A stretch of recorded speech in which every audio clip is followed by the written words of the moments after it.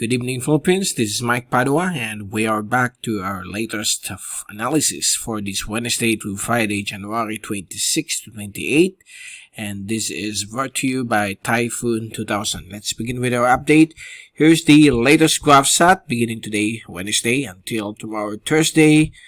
This is the last satellite peak we issued to the GraphSat as of 4:30 p.m. We have now LPA 91W traversing the southern Philippines, and it has crossed Mindanao last night, and it's now over Sulu Archipelago, moving or inching closer across the southern portions of Palawan, and it is likely as of this time it is beginning to start to traverse the southern portion of the beautiful island of Palawan. And this system remains low chance of becoming a tropical cyclone, less than 35% within the next 24 hours. And as you can see, the broad circulation of this LPA brings some heavy thunderstorms, rainfall, as well as possible threat of the flash floods in low-lying areas, most especially over the areas of Palawan. And the trough or the extension is also affecting various portions of Mimaropa, Visayas, and Mindanao, and also that includes the Bicol region, Cavite, Laguna, Rizal, and Batangas, as well as Marinduque and Romblon is also affected by the trough of the system, including Metro Manila as well. While to the east of Northern and Central Luzon, we have the shear line of a frontal system all the way across thousands of miles to the east-northeast. The frontal system is located here. It's no longer covered by our GraphSat, but the shear line has been affecting the eastern sections of Northern and Central Luzon, while across Northern Luzon, including Batanes, Bubuing, Group of Islands, northern portions of the West Philippine Sea, northern portions of South China Sea, Taiwan, and Taiwan Strait, these areas will be under the influence of the northeast monsoon, so it will bring some gusty winds of 30 to 60 kph. So far, the temperature here is slightly lower compared to the rest of the Philippine Islands. And so far, that's the latest from the GraphSat. This LPA is expected to traverse southern Palawan later this evening, and by tomorrow it will exit the West Philippine Sea, and likely tomorrow evening or Thursday it will be out of the Philippine area of responsibility as it moves across the Calayan Island group with little development, and most likely this system will be absorbed into another frontal system that is expected to form here, okay, to the north of the Philippine Islands.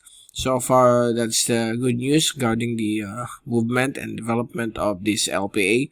But again, rainfall conditions will be expected across the various portions of the country.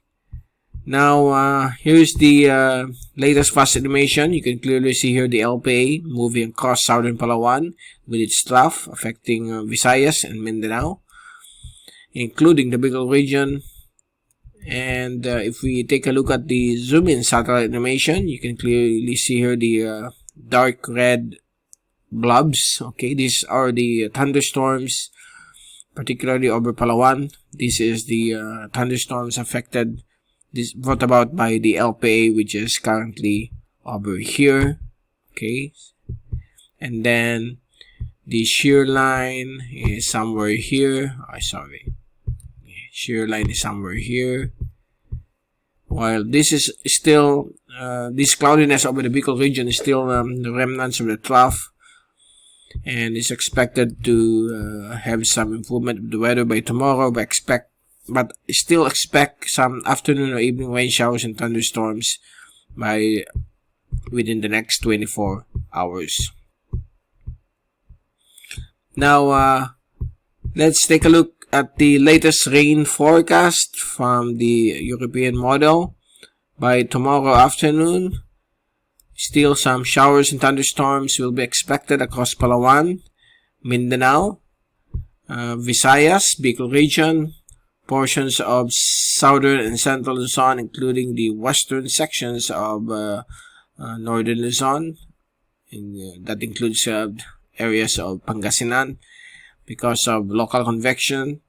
And here across the extreme northern parts of Luzon, this is the shear line, which is now affecting northern Cagayan and the smaller island group of Cagayan. That includes Babuyan and Calayan.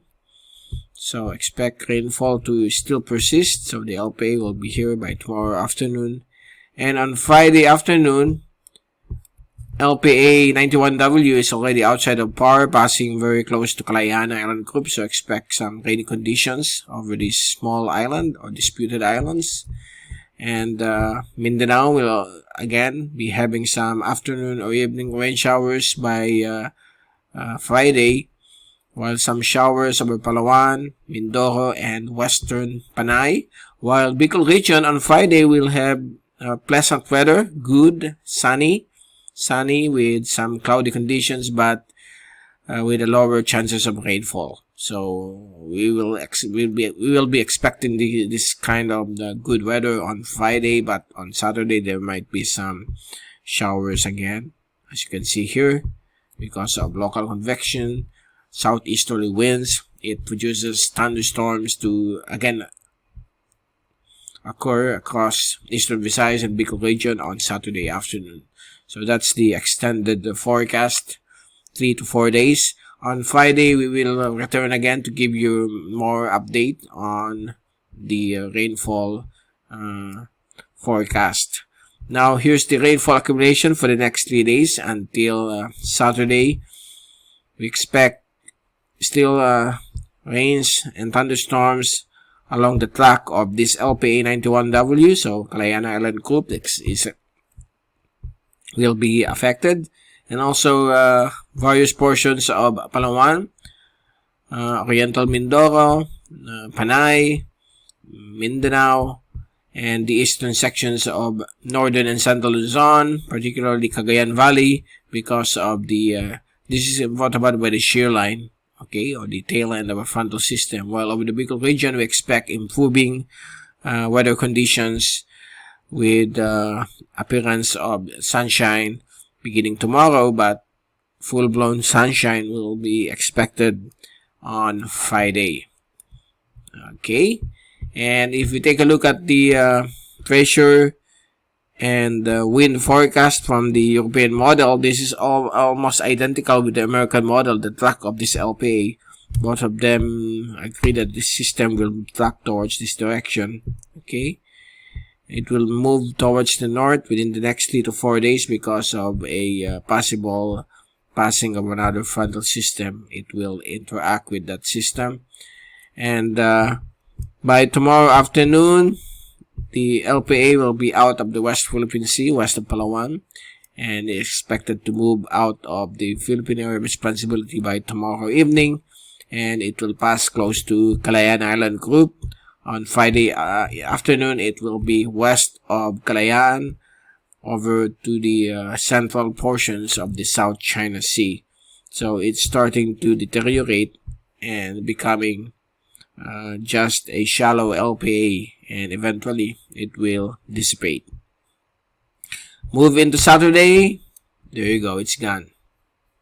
Okay, likely the remnants has accelerated more to the northeast because of an approaching another frontal system. So far, the wind direction across various sections of the Philippine Islands will be variable, and winds from the southeast along the eastern sections of the Philippine Islands. So far, that's the latest. And before we leave you, here's the Global Tropics Hazards and Benefits Outlook of the Climate Prediction Center of NOAA, valid for the next 2 weeks, issued every Tuesday, in which we are broadcasting it on every Wednesday to give you the outlook for the next 2 weeks. So on week 1, valid January 26 to February 1, we expect again, above average rainfall across the areas of Luzon and Mimaropa. This is currently due to the passage of the LPA and the shear line. That's why there will be lots of rainfall today until the next few days. And on week 2, February 2 to February 8, there might be a 50% or moderate confidence of a tropical cyclone of above average rainfall across Mindanao, particularly Soxagen area, okay, and Davao del Sur. So expect this, but it's still at 50%. Overall, the Philippine Islands will remain fair on February 2 to 8 with possible winds from the northeast monsoon. Okay, so there you go. That's the latest for this Wednesday evening. And we will return on Friday to give you more update on the weather situation across the Philippine Islands. From Typhoon 2000, this is Mike Padua reporting. Stay safe always. Be #WeatherWiser. Be healthy and strong. And thank you so much for watching our channel.